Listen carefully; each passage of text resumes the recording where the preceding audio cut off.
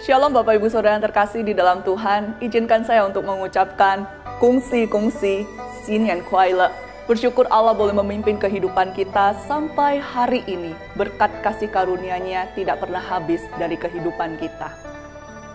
Bapak Ibu Saudara, hari ini izinkan saya untuk mengajak saudara memikirkan satu bagian dari kehidupan kita yang saya rasa menjadi pergumulan setiap kita. Bapak Ibu Saudara, dalam kehidupan ini kita selalu mengambil keputusan kita berdasarkan satu pertanyaan, yaitu apa untungnya bagi saya?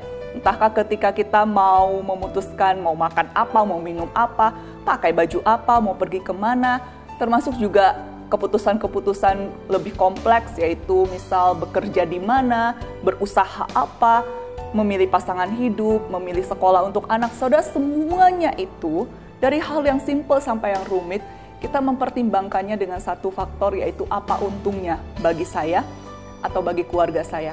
Saya dapat apa? Keluarga saya dapat apa? Saudara, tanpa terasa, motif seperti ini pun menjadi dasar hubungan banyak orang Kristen dengan Tuhan. Ketika mereka mengikut Tuhan, melakukan sesuatu yang mereka pikir untuk Tuhan, akan didasari dengan satu pertanyaan, apa sih keuntungannya buat saya? Kalau mengutip apa yang disampaikan oleh Pendeta Free dalam kebaktian umum beberapa waktu lalu, saudara, tentang spiritual transaksional, inilah yang terjadi di dalam kehidupan banyak orang Kristen.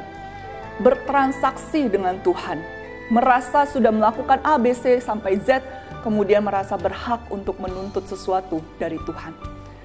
Saudara, kalau kita masih menjalani kehidupan kita dengan spiritualitas transaksional ini, berpikir kalau saya ikut Tuhan, kalau saya rajin baca Alkitab, kalau saya rajin berdoa, saya rajin beribadah, melayani, kalau saya taat melakukan firman Tuhan, saya dapat apa? Saudara, kalau ini masih menjadi dasar hubungan kita dengan Tuhan, maka saya katakan bahwa segala sesuatu yang kita lakukan, termasuk hubungan kita dengan Tuhan, sesungguhnya bukanlah sebuah hubungan yang benar. Bukan hubungan timbal balik, tapi semua yang kita lakukan, yang kita anggap untuk Tuhan, sesungguhnya kita lakukan untuk diri kita sendiri. Mengingat satu bagian firman Tuhan yang ditulis oleh Rasul Paulus, yaitu Filipi pasal yang ketiga ayat 7-8, saya bacakan bagi setiap kita. Ayat 7, tetapi apa yang dahulu merupakan keuntungan bagiku, sekarang kuanggap rugi. Malahan segala sesuatu kuanggap rugi karena pengenalan akan Kristus Yesus Tuhanku lebih mulia daripada semuanya. Oleh karena Dialah aku telah melepaskan semuanya itu dan menganggapnya sampah. Saudara, bagi Paulus yang bukan orang biasa-biasa saja sebelum dia mengikut Kristus, dia punya jabatan, dia punya posisi, dia punya nama, dia punya harta. Tapi semuanya itu bukan keuntungan. Ketika dia mengikut Kristus, dia rela melepaskan semuanya itu dan menganggapnya rugi, menganggapnya sampah. Bukan lagi hal yang menjadi fokus hidupnya.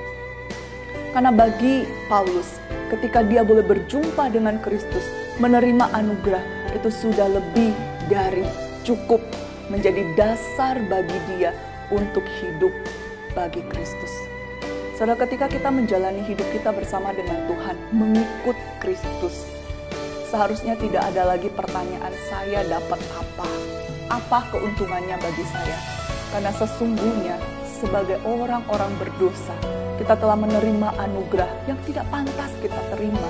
Kita sudah menerima yang lebih dari apa yang bisa kita bayangkan, dan lebih daripada hal yang layak untuk kita terima. Oleh sebab itu, mari kita berjalan bersama dengan Tuhan. Tidak lagi mempertanyakan apa keuntungannya bagi saya, tapi justru boleh berjalan dengan penuh ucapan syukur dan kesadaran hidup saya karena anugerah Kristus. Karena Kristus yang telah mati di atas kayu salib bagi saya. Kiranya Tuhan boleh menyertai kehidupan saudara sekalian. Tuhan memberkati.